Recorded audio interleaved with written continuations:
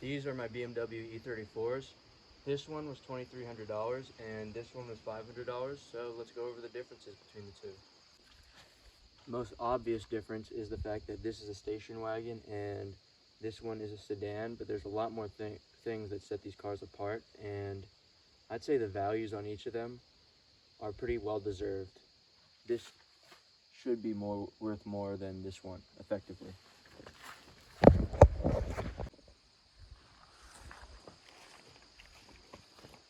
The wagon has 121,000 miles, and the sedan has unknown miles, but whatever it is, it's really high.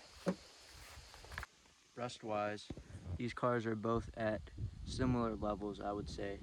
This car, the only rust is here on each side. This car has less of that in this area, but it extends more along the doors and other areas. When I bought these cars, besides the mileage, I would honestly say that each of these were fairly similar condition-wise. But there's a reason that mileage is considered such a big thing when valuing a car. And this car has like a lifter tick or something, so the engine's probably on the way out, whereas this engine, it sounds healthy. The wagon has cooler wheels, it's more spacious, it's practical. I would say it's just a better car. I would always pick a wagon over a sedan, I would say. And I'm pretty happy with this one. It has some interesting things, like some interesting spec items, such as a car phone, although that's not functional. But otherwise, it's pretty much completely stock, untouched, original. The sedan was someone else's project, and people say to not buy someone else's project.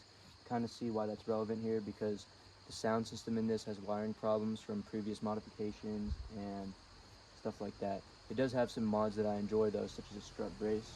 And I would say this car actually drives better than that one, the wagon, despite having more mileage. And I think it's because it was lowered and it has the strut brace. The most noticeable difference in the way these cars drive, I think, is just due to the body style. And the result of that is the wagon seems to have a lot more body roll on back roads than the sedan.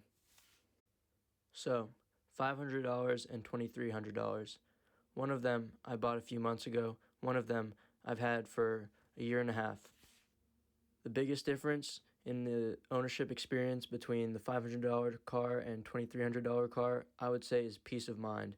The wagon, I bought it from an owner who I know took good care of it. I know the history of it a little better. The mileage is lower, and I've owned it long enough that I'm pretty confident in it, so I can take it for a drive without being too worried. The sedan also had quite a caring previous owner, but at the end of the day, it's a car that was really cheap and has tons of miles and has a lot of weird wiring gremlins. So I find it a little harder to be confident in for long trips and such. The wagon I just took on a 500-mile round trip, and I don't think I'd do that with the sedan. Not only that, but these cars have both required very different levels of work into them.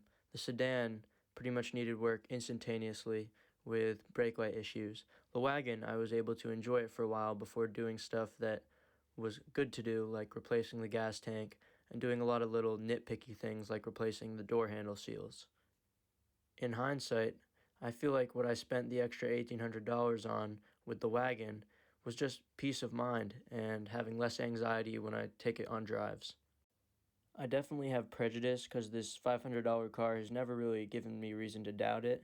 It's never broken down on me anything, but at the end of the day, I know a little bit more about the wagon, and it doesn't have things that stick out to me like a lifter tick or anything. Looking back, if I had to choose between the two, I think I would shell out the money for the wagon, at the very least just because I prefer the station wagon and it has cooler wheels. At the end of the day, these cars are out there really cheap, and if you can find one for $500, $1,500, $2,500, I'd say jump on it. Thanks for watching. Bye.